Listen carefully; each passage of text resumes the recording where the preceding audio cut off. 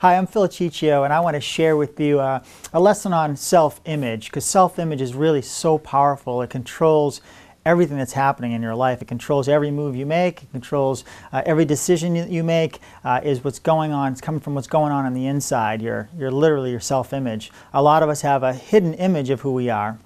And there are really two images that we want to share with people. One is the one that you have on the inside, the one that you feel about yourself. A lot of times it's been put there by somebody else conditioning you to be a certain way. Maybe you're trying to meet somebody's expectations, whether it's a parent or a spouse or a boss. You're trying to meet their expectations. They're creating this image for you that isn't really in harmony with what you really want. Then there's that image on the outside, the one that we want people to really believe we are. We're successful and we're happy. And we try to express this image on the outside, but most of the time the image on the outside does not match the image on the inside. A lot of times we don't feel worthy of the things that we want in our life, even though we're trying to express it on the outside. On the inside we don't feel that way. And when that happens, what ends up happening is that eventually it gets expressed to the outside world, okay? Because your inner self-image cannot be suppressed for very long. You might be able to fool some people in the beginning, okay, but over time it gets expressed through our body, through our physical actions, through our expressions, through our words, okay? So this is important to understand. You might have met somebody at one time. Maybe you're out and you met somebody you thought was going to be a person that you could have a good relationship with. And they were expressing a really good self-image, maybe a really positive, strong self-image. But over time, as you got to know them better, their true image, their inner image started to surface. It started to be expressed on the outside. And you realize that they weren't the same person you thought they were. This is because they don't see themselves on the inside as the person they are on the outside. So it's about changing and altering your self-image. And you do this through repetition, and you do this sometimes through a traumatic event. People can change the image of who they are. There are a lot of people that want to be much more healthy, but the image that they have on the inside is that they're not healthy, so they're smoking cigarettes all the time, let's just say, for instance, right?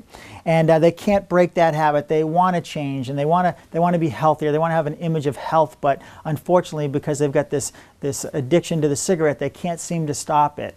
But like I said, a traumatic event could change everything, and suddenly they have a heart attack or something like that, right? And their doctor says, if you don't stop smoking, you're going to die. And that traumatic event all of a sudden changes everything for them. They're able to alter the image of who they are on the inside. I'm healthy, I feel good about myself, and they just stop smoking. It can happen very, very quickly. For most people, it takes repetition of an idea. So over and over and over again, visualizing, seeing yourself as a person that you want to be on the outside, so that things start to change for you. Because when things change on the inside, everything on the outside begins to change. So it's really important. See, your self-image is like a thermostat. And whatever setting you have, okay, you might be able to deviate that from that for a little while, but ultimately, because it's set at a certain temperature, if you will, you'll always come right back to it. Let me give you an example. Because a thermostat is set. In this room, the thermostat is probably set for 70 degrees, and if we were to open a window in this room and the temperature were to drop, okay, what would happen is that the thermostat would pick up that deviation from the set goal of 70, because it gets cooler in here, and it would send a message through the wires in this building and eventually to a furnace, and then the furnace would kick on, it would start pumping some hot air into the room, and then eventually the temperature would come right back to 70, because the thermostat is set that way. Well, your self-image is the same way.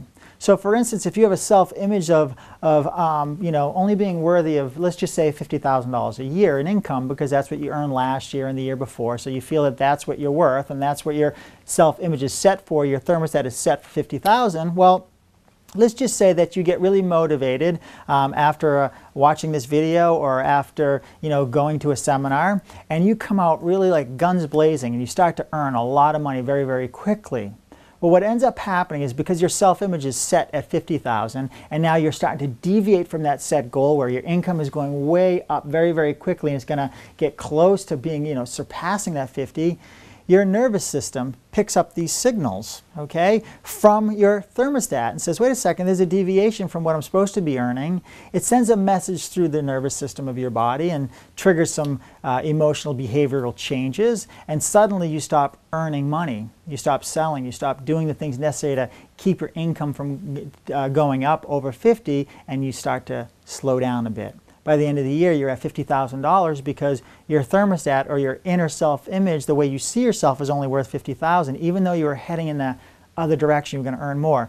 This can happen on the negative side too, right? Where where all of a sudden you're not earning the money that you wanted to earn, you haven't earned anything in a while, and your thermostat picks up that deviation. The self-image says, wait a second, I'm supposed to be earning 50, I haven't even earned 10 yet.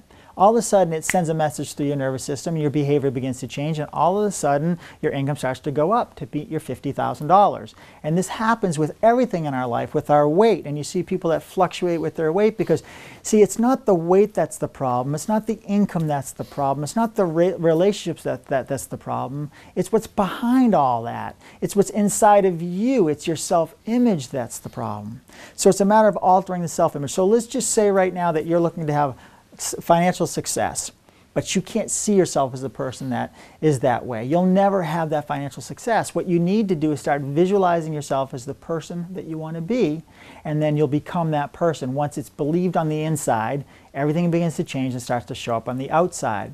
Now here's the thing. Many people have been conditioned their whole life by other people. So for instance, maybe you're a certain way because of the way somebody's been treating you. Maybe somebody has put you down and told you you're not worthy and you're not this and you're not going to be successful, you're not smart enough, you're not rich enough, or whatever it is. And they've conditioned you. They've created this self-image that isn't what you really want. Happens all the time, right? People that have influence over us sort of controlling the image that we have inside of us. Maybe as a child you were told you weren't worthy, or maybe at school you were reprimanded over and over again. So now as an adult, you go back and use your memory, and sometimes using our memory in a negative way forces us to remember these thoughts of being reprimanded as a child, and now we're even afraid to even approach our boss for more money, for instance, for a raise, because we don't want to be reprimanded. Things like that happen to us. These are all conditions, okay? Programming that's created what you have today in your life. So we need to alter that programming. And we need to remember, if somebody else has been conditioning you, you can recondition yourself, okay? You have to understand that. Don't allow other people to come in and control your self-image. You take control of it. I'll tell you a quick story. It's about a lion who literally terrorizes the jungle. He constantly is out. He's attacking every animal in the jungle. He's a terror. Everybody's afraid of him. He's got this image of power, and he's the king of the jungle, right? That's what lions do. They're supposed to be that way.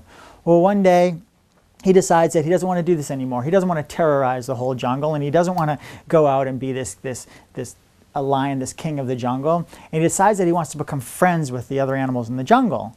So he organizes a meeting with all the animals, and he shows up there. And he says, hey, listen, I want to change what's going on.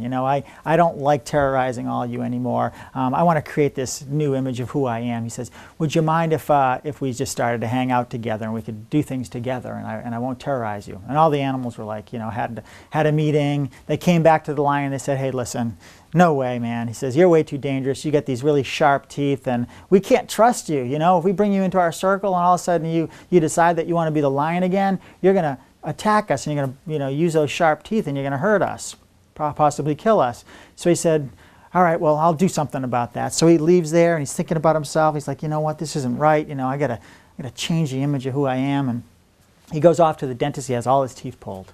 He goes back and he meets with all the animals in the jungle, and he says, hey, listen, I've made some changes. I made some changes with myself, and I took my teeth out. I don't have any teeth anymore. So can I now join all of you and participate in what you guys are doing here, and we can be friends? So all the animals got together again, and they had a meeting, and they got back to him, and they said, listen, it's still way too dangerous. You've got these claws that are so powerful and so sharp. You'd be shredding us apart. We got to be really careful being around you. So we're still not ready. No, we're not going to do that. So you're going to have to leave.